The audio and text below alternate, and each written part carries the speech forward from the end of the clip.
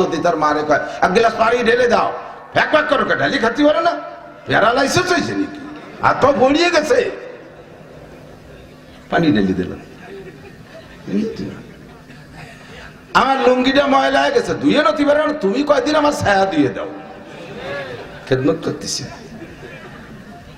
বহু আগে, অনেক আগে আমার এক মামা ছিল, এই মামা কাটিয়ে দিস তোরা এইটুকু, এ তো আমাকে ওদিকে যায়, সে আমার ধরবে না যে কোন মামা, কিন্তু ওকে 100 সত্যি। আমি সেসব চিনি বা ভরে ভরি, ছোটবেলা থেকে একটু চঞ্চল ছিলাম, তাই সে দেখি আমার মামা বাড়িতে বেরোচ্ছে, এই সাইড বেড়ে কালী মাহানো। আমি কে মামা আপনার ওই কালী? কয় তোমার মামি খেদমত করছে। কি খেদমত করলো? কইছিলাম 4টে কলই ভাই যদি সে তা ধরে বিয়ে করছে, খেদমত করছে। এই খেদমত যদি মেয়েতে দেখে, আর আপনি তো সম্মানী মানুষ, বৌরাতের মায়ের খাইও জাহের করেন না, যে এ যদি মানসি শোনে তাহলে সমাজে থাকা যাবে না, তাতে বউ আরো লাই পেয়ে যাবে। হ্যাঁ আমি বাহাদুর পাইছি কায়দা মতো, স্বামী একটা আয়দাবাল, এই আয়দাবাল যে উনার ঘর করতে সময় না। আমরা তো পুরুষরা লজ্জায় যে সমাজে যে জাহের হয় তাহলে ইজ্জত থাকবে না, এই জন্য হজম করে নি কষ্ট করে থাকি, কিন্তু ওইটাকে উনি সুবিধে পেয়ে গেছে। আর মেয়েতে জীবন করে দেখতেছে আমার মা আব্বার সাথে এই আচরণ করে, তাতে আব্বা চুপ করে মেনে নেয়। মার কাপড় আব্বা ধুয়ে দেয়, মার ভাত আব্বা বাড়িয়ে দেয়, মার বিছানা আব্বা ঠিক করে দেয়, মা আব্বারে ঝাড়ি মারে, আব্বা চুপ করে থাকে। এই সবগুলো দেখে দেখে প্র্যাকটিস হয়ে গেছে। এবার এই মেয়েটার বিয়ে দিয়েছেন একবারই, সেই ছেলেটা আল্লাহর রহমতে সৈয়দ বংশের পাঠান, শিক্ষিত ছেলে, সেরকম হ্যান্ডসাম, সবকিছু মিলে যায়। উনিও যাইয়া, উনার মা যেমন উনার বাপের সাথে যাওয়ারছে, ও বাড়ি যায়, উনি ওই ওরা শুরু করে দিতেছে।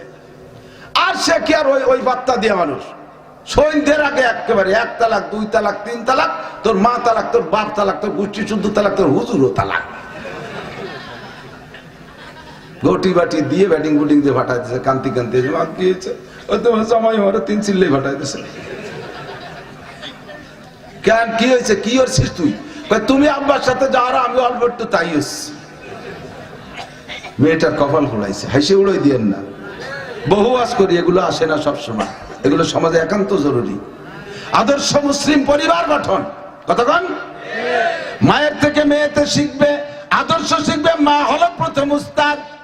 মানুষে বাপের বাড়ি থাকে, বাপের এলাকায় আমাদের জন্ম এবং বাপের ভিটে আমাদের জন্ম, কিন্তু ভাষার নাম মাতৃভাষা, আর বাপের বাড়ি বসবাস করি, অথচ জায়গার নাম মাতৃভূমি। কি ভূমি? মাতৃভূমি বলে না, না পিতৃভূমি বলে? মাতৃভূমি। ভাষার নাম কি? মাতৃভাষা। বাপের এলাকায় থাকে, অথচ ভাষার নাম মাতৃভাষা। তার কারণ হলো সন্তানরা ভাষা শেখে মায়ের কাছ থেকে। আর মাতৃভূমি এর জন্য বলে, নিজের মাকে যেমন ভালোবাসবা, নিজের এলাকার ভূমিকে ওই রকম ভালোবাসবা। মায়ের মতো ভালোবাসা থাকবে ভূমির সাথে, তাই মাতৃভূমি। আর মায়ের কাছ থেকে শিক্ষা গ্রহণ করবে। মা হলো প্রথম মাদ্রাসা, মা হলো প্রাইমারি, মা হাই স্কুল, মা কলেজ, মা বিশ্ববিদ্যালয়, মা বিসিএস শিক্ষক, মা ডাক্তারি শিক্ষক, সর্বশ্রেষ্ঠ শিক্ষক হলেন আমার মা। মা আমার মুহাদ্দিস, মা আমার কারি সাহেব, মা আমার হাফেজ সাহেব। আমার ভালো করে মনে আছে, তখন আমি অক্ষর শিখি নাই, আরবিতে অক্ষর বর্ণমালা শিখে পারি নাই। রাতের বেলা আমার মা আমাকে কোলের মধ্যে শোয়াইয়া সূরা ফাতিহা থেকে নিয়ে, সূরা ফাতিহা, তারপরে নাচ থেকে নেই দিক সূরা আত-তিন পর্যন্ত আমার মা আমাকে শুয়ে শুয়ে মুখস্থ করাইছে, আয়াতুল কুরসি পড়াইছে।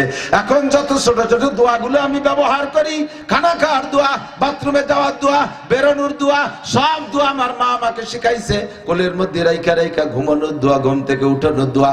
পরে মাদ্রাসায় যায়, আর এগুলো আমার পড়ে মুখস্থ করা লাগে নাই। মা হলেন আমার প্রথম শিক্ষিকা।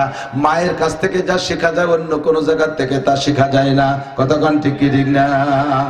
এজন্য মায়ের কাছ থেকে সন্তানরা শিখবে, তো মাটা আদর্শ মা হতে হবে।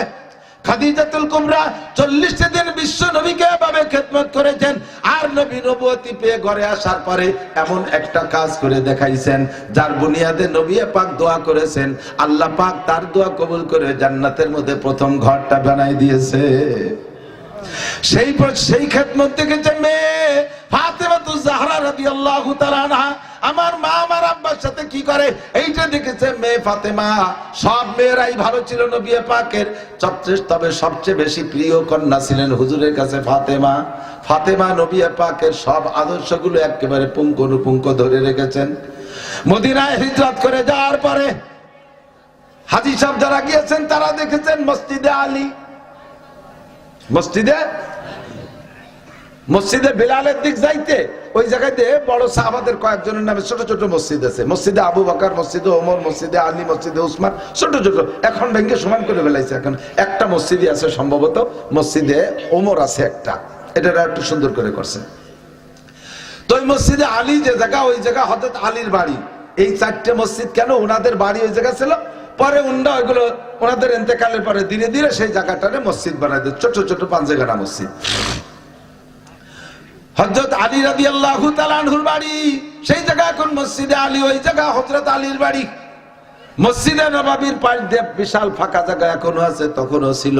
এখন ছাতা বানাই দিয়েছে, ছাতা শাপলা ফুলের মতো ছাতা, এভাবে বন্ধ হয় আর এভাবে খুলে যায়, সুন্দর দেখতে, বড় সুন্দর।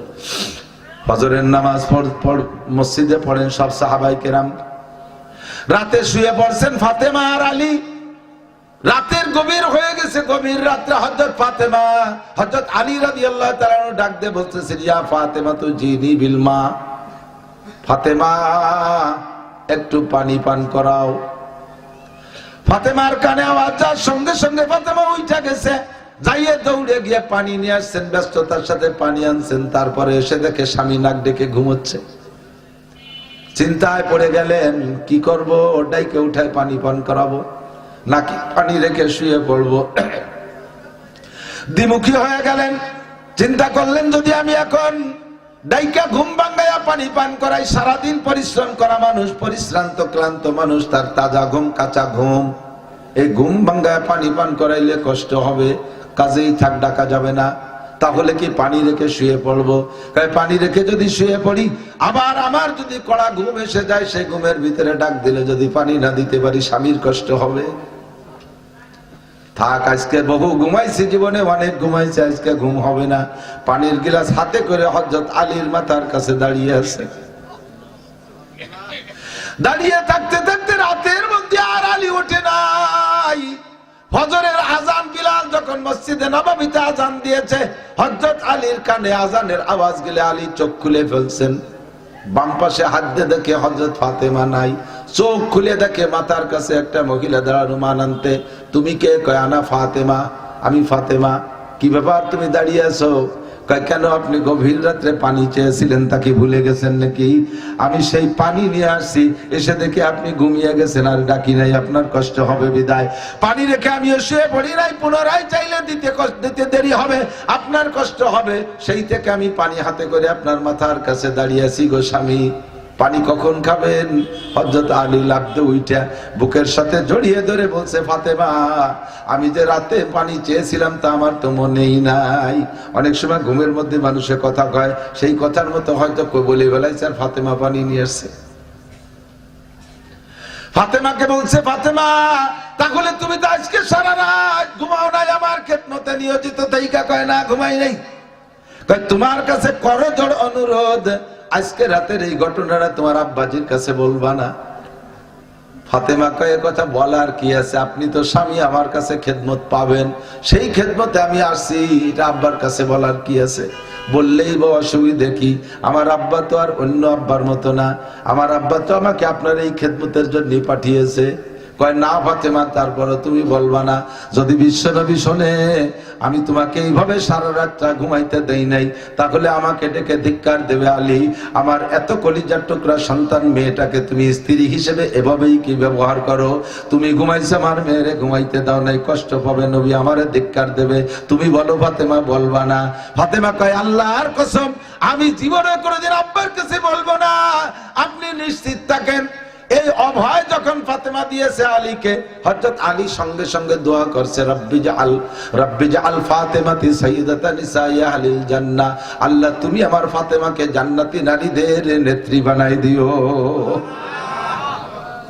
মাত্র আলী একবার বলে আলী হযরত ওযু বানাইয়া মসজিদে চলে গেছে। এ ভাই খালি গল্প শুনেন না, আপনার মেয়েদেরকে এভাবে প্রশিক্ষণ করান, প্রশিক্ষণ দেন। আল্লাহু আকবার, মেয়েদেরকে এভাবে শিখায় পাঠান। তাহলে আপনি মেয়ের বাড়ি যখন বেড়াইতে যাবেন দেখবেন আপনি খুশিতে বুক ফুলিয়ে যাবে। আপনার মেয়েটা এলাকারে জয় করে ফেলাইছে, ভালো ভালো বড় ধরনের রান্না, এই ওই বৌমারে নিয়ে আয়, তার রান্নার তুলনায় রান্না নাই। এই মেয়েটাকে নামাজ শিখানোর জন্য এখানে একটু তালিম দেওয়ার জন্য ওই বৌমারে ডেকে নিয়ে আয়। সংসারের সবাই প্রশংসা করে। আপনি যখন ওই মেয়ের বাড়ি বেড়াইতে যাবেন, যাওয়ার সময় চতুর্দিক দিয়ে আপনার কানে আওয়াজ আসবে, মানসি বলবে, কি বলবে, এই যে জামালের শ্বশুর আইছে, আরে বাবা, আল্লাহ একটা বউ দেশে, এলাকার সেরা বউ, লোকটারে পাইলে চুমা খাইতাম, এত ভালো মেয়ে বানায় আমাকে হাদিয়া দেশে। এই কথাটা উড়িয়ে উড়িয়ে কানে আসলে আপনার খুশি থাকবে না? খুশি থাকবে না? আর আপনার মেয়ে যদি ওই সেই মেয়েটার মতো হয়, আপনি যার সময় এই ওই যে পাগলির বাবা আইছে, ওর বাবা কি আজ পাগল নাকি, তার ঠিক কি? এ যদি কানে আসে, ব্যাগ বক জানেছেন হাতে তেমনি পড়িয়ে যাবে, আর ও জামাই বাড়ি যা আসবে না। মেয়ে তৈরি করেন, মেয়ে তৈরি করেন, ঠিক কিনা? আল্লাহু আকবার। হযরত ফাতেমা রাদিয়াল্লাহু তাআলা আনহার জন্য নবী পাক দোয়া করে চলে গেছেন। আলী রাদিয়াল্লাহু তাআলা দোয়া করে মসজিদে নামাজ পড়তে গেছে। মসজিদে ফজরের নামাজ পড়লে হুজুর আলাইহিস সালাতু ওয়াস সালাম সাহাবায়ে কিরামদের দিকে ফিরে বসেন। ফজরে আর আসরে দুই ওয়াক্তে ফজর বাদ বসেন। রাতের বেলা কেউ কোনো স্বপ্ন দেখলে তার ব্যাখ্যা দেওয়ার জন্য, অথবা রাতে জিবরাইল করে নতুন ওহী আনলে সেই ওহীর খবর পৌঁছানোর জন্য। আর সব সাহাবা এভাবে ক্লাসের মতো সামনে বসে থাকেন, সবাই বসে, তার ভিতরে বড় চারজন কাছে কাছে বসে। আজকে যখন হুজুর সালাম ফিরে বসছে, আলীর মধ্যে আগের থেকে প্যালপিটেশন শুরু হয়ে গেছে। আরে ফাতেমা যদিও না কয়, তাহলে সাংবাদিক তো অন্য সাংবাদিক আছে, আর সাংবাদিকরা তো সাংঘাতিক, সাংবাদিকরা সাংঘাতিক। আর যে সাংবাদিক আসবে সে সাংবাদিক কোনো মিথ্যে কথা কয় না, ওই সাংবাদিক বলে দেবে, তাহলে নবী পাক আমারে ডাইকে বসালি মানসির মধ্যে লজ্জা পাবো। আজকে সালাম ফিরানোর সাথে সাথে আলী উঠে চলে গেছে, আজ আর আলী বসে নাই, যে যদি কিছু হয় তা একে মধ্যে দেখ, আমি তো সচককে না দেখি সকালে না শুনি। চলে গেছে বাসায়, বাসায় যাই বাসার মধ্যে বসে রয়েছে, পরাণ কাঁপতেছে, দড়ভড় করতেছে। এর মধ্যে হুজুর যখন পিছনের দিক ফিরে বসছে, মসজিদে নববীতে একটা গেট আছে, তার নাম বাবে জিব্রাইল, বাবে জিব্রাইল, এইটার নাম ওই দিন থেকে হয়েছে বাবে জিব্রাইল। হুজুর দরজার দিকে পিছনের দিকে ফিরে বসার সঙ্গে সঙ্গে দেখে ওই দরজায় জিব্রাইল দাঁড়ানো, বলবেন না সুবহানাল্লাহ? দরজায় দাঁড়াইয়া সালাম দিয়ে আসসালামু আলাইকুম ইয়া নবী আল্লাহ, আজ দিয়ে সারা দেশে হুজুর একটু উঠে আসবেন, মানুষের মধ্যে কব না। হুজুর জিব্রাইল দেখে কাঁপতে কাঁপতে গেছে, জিব্রাইল তুমি কত সময় আসো, কিন্তু এইরকম সময় তো আগে পরে কোনোদিন আসো নাই, আজকে কোনো সুসংবাদ না দুঃসংবাদ কি নিয়ে আইছো? জিব্রাইল হাসি দিয়ে কয়, হুজুর একটা সুসংবাদ আল্লাহ আমারে দিয়েছে, আমার 24 ঘন্টার মধ্যে অনুমতি ছিল, যে কোনো সময় আসলেই হইতো, আমি আসরের দিকে আসতে পারতাম, জোহরের সময় আসতে পারতাম, কিন্তু খবরটা এত ভালো আমি আর দেরি করতে পারি না, এই জন্যই এখনই চলে আসছি। ঘটনা এখন ঘটে গেছে আর সাথে সাথে আমি চলে আসছি, খবরটা আপনারা শুনইতে পারলে আমার ভালো লাগবে। বলো জিব্রাইল কি? কয় আজকে রাতে আপনার মেয়ে ফাতেমা আর আলীর মধ্যে এই ঘটনা ঘটছে। এরপরে ফাতেমা আলীর কাছে অঙ্গীকার করছে, এইভাবে খুশি হয়ে আলী ফাতেমার জন্য জান্নাতি নারীদের নেত্রী হওয়ার দোয়া করেছে। আল্লাহ পাক আজকে ফজরের সময় দোয়াটা কবুল করে জানেছে। সাইয়্যিদাতুন নিসাই আহলিল জান্নাহ, ফাতিমাতু সাইয়্যিদাতুন নিসাই আহলিল জান্নাহ, খুতবাতুল হাকামের মধ্যে পড়ে শুক্রবার শুনছেন না? জান্নাতি নারীদের নেত্রী ফাতেমা, আল্লাহ কবুল করে নেছে আলীর দোয়া।